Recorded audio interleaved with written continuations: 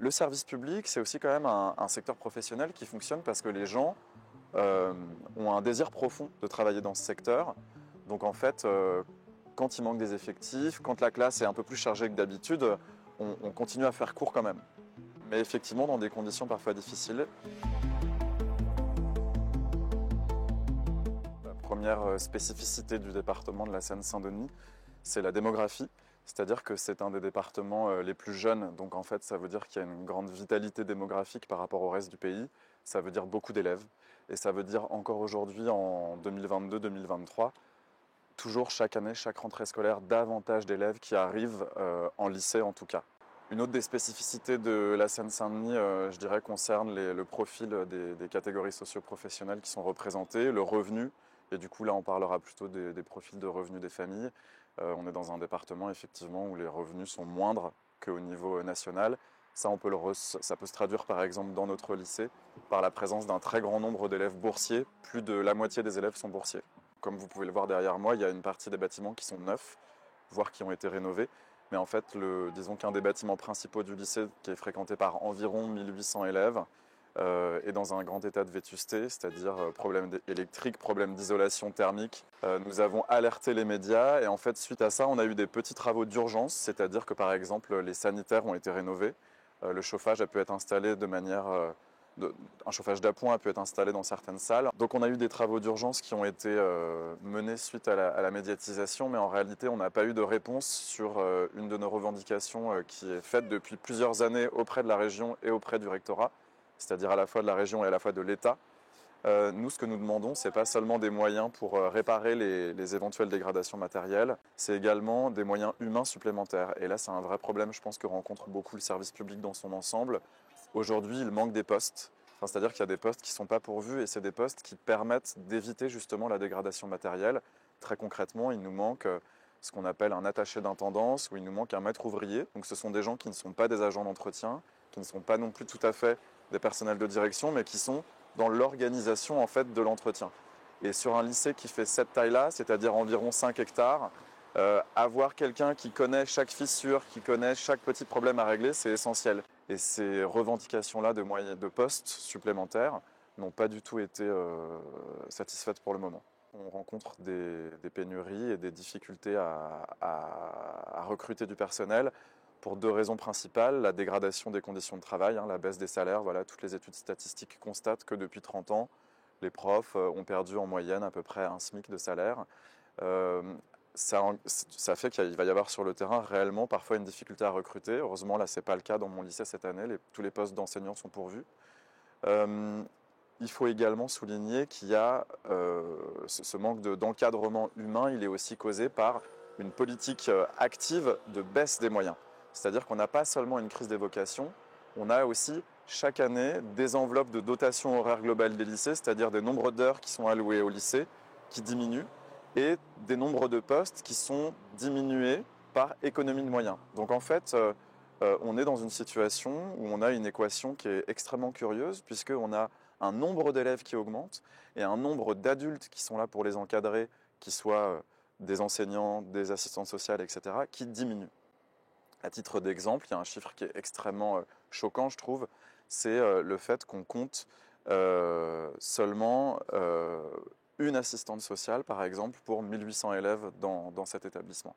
Donc on compte également seulement désormais 5 CPE, conseillers principaux d'éducation, pour les 2400 élèves. Il y a 3 ans, on avait encore 6 CPE. Donc ça veut dire en fait qu'à chaque fois qu'on enlève un poste, étant donné que le nombre d'élèves reste au mieux constant, voire augmente chaque année, en fait, on augmente la charge de travail pour chaque personnel, puisque voilà, ça veut dire que face à moi, dans une classe, j'aurai plus 30 élèves, je vais avoir 35 élèves, si j'enseigne en terminale générale, par exemple. Ça veut dire que c'est autant d'attention en moins, en fait, que je vais pouvoir donner à chaque élève, puisque les emplois du temps vont rester les mêmes. C'est une période qui a été compliquée pour les personnels de l'éducation nationale, puisqu'elle s'est accompagnée d'une surcharge de travail considérable. Alors on n'a jamais cessé de travailler, que ce soit à distance ou en présentiel, comme on dit. En revanche, il y a eu des difficultés accrues, puisque là aussi les moyens qui étaient alloués au service public n'étaient pas à jour, qu'il s'agisse de moyens numériques qui ont mis du temps à être mis en place, voire même au moment du deuxième confinement, qui ont mis du temps à être mis à jour puisque des investissements humains et matériels n'avaient pas été faits en conséquence.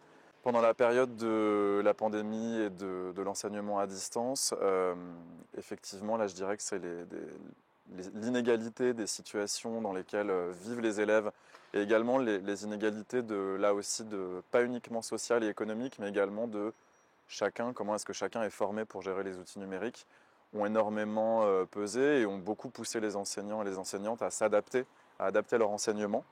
Moi, ce que j'ai pu observer, effectivement, c'est quand je faisais des cours en ligne, une très très grande disparité dans la capacité des élèves à avoir accès tout simplement à une connexion dans de bonnes conditions. Première chose, et également se pose évidemment là tout de suite la question quand on est chez soi de dans quel type d'espace on vit. Est-ce qu'on a sa chambre à soi, par exemple, dans laquelle on peut s'isoler pour travailler, etc.